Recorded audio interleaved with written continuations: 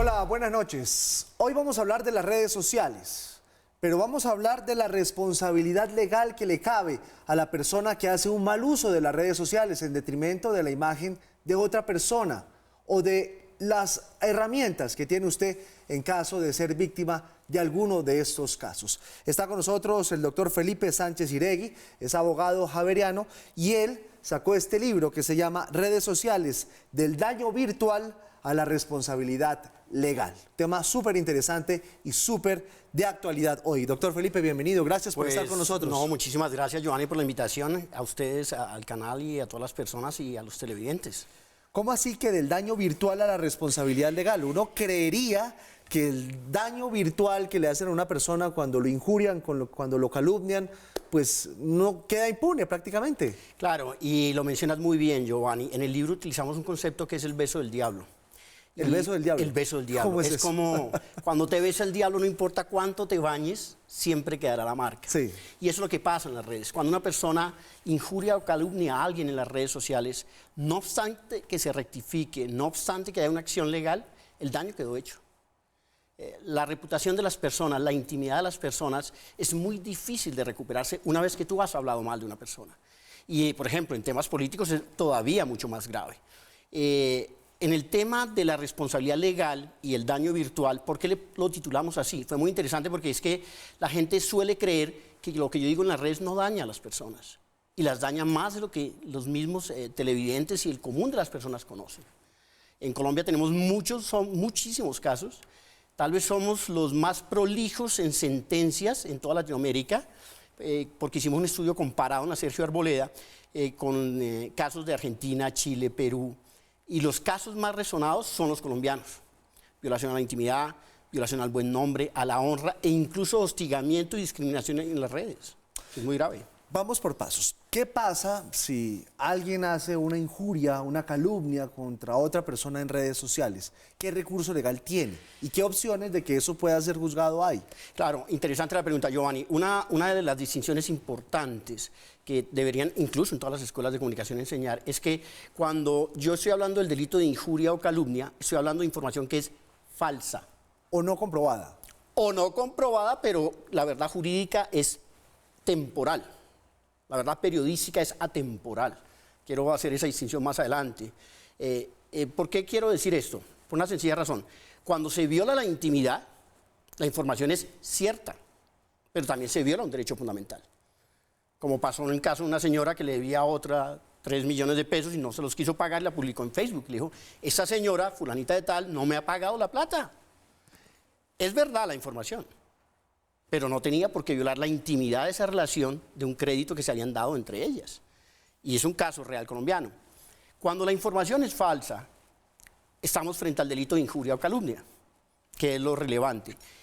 Cuando la información es falsa, entonces cabe la rectificación, caben las acciones de tutela, porque caben en todos los casos, porque las personas están en estado de indefensión, Giovanni.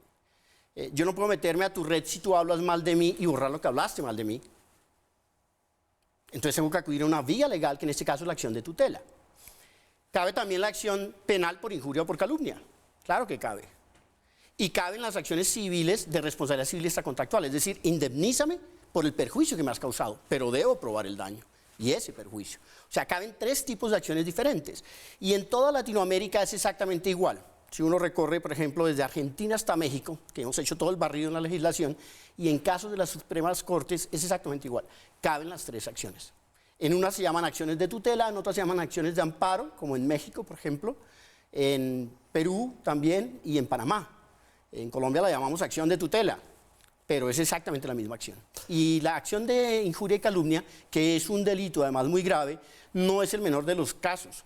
Hay otro delito muy novedoso, Giovanni, que es el delito de hostigamiento y discriminación, que está en el artículo 134 del Código Penal. Y es cuando yo me dedico, ok, vamos de acuerdo, Giovanni, tú y yo, y vamos a hostigar a Felipe Sánchez todos los días. Todos los días vamos a hablar mal de él en las redes. Eso es un delito también. Y la gente piensa que no es un delito. Y lo cometen con gran frecuencia los menores que hostigan y hacen bullying a todos sus compañeros. Ah, eso es bullying. Es un bullying. Es un bullying en tema penal. Y la gente piensa, la mayoría de las personas, que eso no es un delito. Y es un delito de acuerdo a nuestro Código Penal, artículo 134. Ojalá los televidentes tomen mucha nota de que hostigar a las personas en redes es un delito. Y entonces, ¿en dónde queda el derecho a la opinión y a la libre expresión? Buen punto. Ahí hay dos cosas interesantes. Hay un autor muy conocido que es de la Fundación para la Libertad de Prensa de Chile, que es Alex Keiser. Él tiene un concepto que me gusta mucho, que es el derecho a ofender. Y es que muchas personas terminan no opinando en las redes por el temor a ofender a alguien. Siempre habrá alguien que opine en contrario. Si a mí no me gustan los toros, y digo, no me gustan los toros, vendrán los que sí le gustan los toros, no, Felipe Sánchez es una persona que, etcétera, y hablar mal de mí, y viceversa. Los animalistas, por ejemplo. Y ese derecho a ofender es la libertad de opinión a la que tú te refieres. O sea, hay un derecho a ofender. Claro que hay un derecho a ofender. Y yo defiendo el derecho a ofender. Y el derecho a ofender, pero con respeto. Quiere Pero decir... ¿cómo así? Si en una ofensa no hay respeto. Claro. El derecho a ofender se refiere a que siempre habrá alguien que se sienta ofendido. No desde el punto de vista de usar palabras soeces o vulgares. Yo puedo opinar en contrario tuyo, Giovanni. Decir que algo no me gusta. No estoy de acuerdo con la política De del manera gobierno. enérgica, si es de manera enérgica. Incluso vehemente, pero y eso, respetuosa. Respetuosa es cuando no hay un insulto como tal. Correcto. Por eso la diferencia entre ofender e insultar. Qué buena distinción la que acabas de mencionar, Giovanni. Por eso hablo del derecho a ofender. Todo el mundo puede sentirse ofendido. Pero ahora otra cosa que es muy importante y es que las personas no conocen, es que la lesión al buen nombre y honra de las personas se mide de un concepto objetivo, no subjetivo. Voy a explicarme. No es que si alguien hable mal de mí y me siento ofendido por ese solo hecho cabe la acción penal. No. Debe mirarse objetivamente si lo que yo dije o lo que dijeron de mí tiene esa capacidad de lesionar el buen nombre.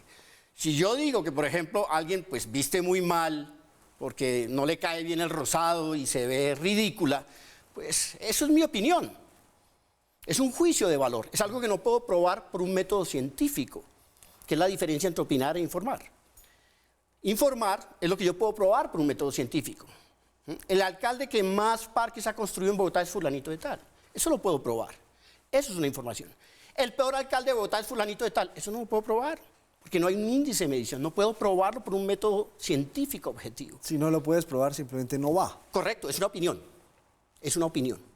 Es una opinión. Esa es la distinción entre opinar e informar, que es un concepto muy interesante en el ejercicio del periodismo de tu profesión, además. Pero, doctor Felipe, ese bullying en las redes sociales, eso es cada segundo, cada Claro, milésima de segundo. sin lugar a ¿Qué dudas. puede hacer y qué herramienta tiene una persona que se sienta ofendida en las redes sociales? Hay dos ¿A dónde, conceptos. a dónde acude? Y sobre todo, ¿qué posibilidades hay de que esto realmente sea punible o que llegue un castigo a la otra persona? Ahí yo le recomiendo a la mayoría de las personas dos cosas. En la Universidad Sergio Arboleda, en el observatorio, tenemos dos modelos de acciones de tutela, tanto cuando violan tu intimidad como cuando violan tu buen nombre.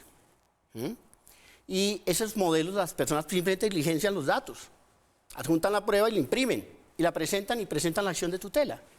La acción de tutela es mucho más efectiva porque el juez debe fallar dentro de los 10 días siguientes, Giovanni, y decir, bueno, ¿rectifica o no rectifica? ¿Borra o no borra la información?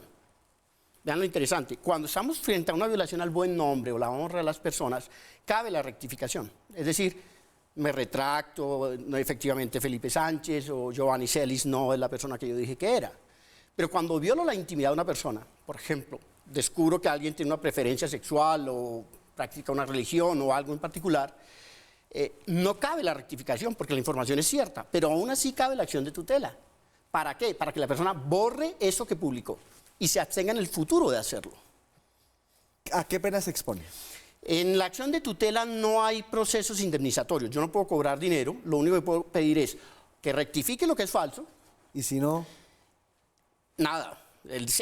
Se expone a una sanción por parte del juez. El juez le puede dar 48 horas para que rectifique. Si no lo hace, se expone a multas de hasta 20 salarios mínimos legales mensuales y arresto hasta de 6 meses de prisión si no hay otro delito, que es el fraude a decisión judicial, que está también en el Código Penal. O sea, la persona se expone a eso también. Una vez que un juez dicta una sentencia de tutela, la persona tiene que rectificar. No es que, no, yo no estoy de acuerdo con el juez, tiene que hacerlo. en el mismo medio, a la misma hora. Sí, dos cosas interesantes, Giovanni. En Colombia tuvimos un caso muy representativo, que fue el de la señora que te comenté de los 3 millones de pesos. Correcto. Ese fue un antecedente basado en otro caso en España muy interesante, y es que a esta señora le dijeron, bueno, usted tiene que durante 2 meses y medio, todos los días a una hora específica, decir que no es cierto lo que dijo. Y el fallo es ejemplar, Sí. me parece ejemplar. Poco exagerado, ¿no? A veces se van, pero digamos que es ejemplar porque es que la gente a veces no mide el daño reputacional. Hay una frase que yo tengo en el libro que es muy interesante y es: ni todas las verdades deben ser dichas, ni todas las mentiras deben ser calladas. ¿Qué quiero decir con esto? Que hay cosas que yo puedo saber de una persona que sean íntimas y no puedo revelarlas. Y que hay cosas que yo puedo opinar que sean falsas. Pero nadie puede socavar mi derecho a opinar, mi libertad de expresión. Por eso yo estoy en desacuerdo con cualquier tipo de regulación de las redes sociales. Ahí en este Pero momento... si no se regulan, van a seguir pasando estas cosas. Claro, pero ya tenemos las acciones, Giovanni. Tenemos las O sea, acciones ya de están tutela. los dientes para castigar. Ya tenemos los dientes. Lo que pasa es que la gente no los conoce, Giovanni. Pero las acciones de tutela son supremamente efectivas. Mira que hay un caso muy interesante de una muchacha que presentó un casting para una película porno. Hizo el casting, filmó, y la persona que la contrató subió ese video y lo distribuyó en las redes. Es más, en portales de pornografía. Es un caso colombiano. Ella le solicita al señor que baje, obviamente, el video. El señor dice que no, que por eso él le había pagado. Y ella le dice, pero a mí me pagaron fue por un casting. No por poner ese video. No por poner ese video en los portales de pornografía. La Corte acertadamente ahí ordena que se baje el video y le dice al señor que es obligación de él comunicarle a los otros portales que deben bajar el video. Luego sí son efectivas las acciones de tutela. Mira el caso de la señora de los 3 millones de pesos. Hubo un caso también muy interesante de una empleada del servicio doméstico donde una señora publicó en su Facebook: me robó la blusa, no la contraten. Esta empleada del servicio doméstico interpone una acción de tutela y la Corte obliga a la señora a que rectifique esa información, que no era cierta. Gravísimo. Gravísimo, gravísimo por el daño reputacional que eso transporta, si lo notas, pero sí tenemos los dientes, tenemos las acciones penales y tenemos las acciones civiles. No hay en Colombia un solo caso de acciones de responsabilidad civil extracontractual que yo conozca, certeramente. Condenados medios, sí hubo uno en El Espectador en el año 99, pero no por redes.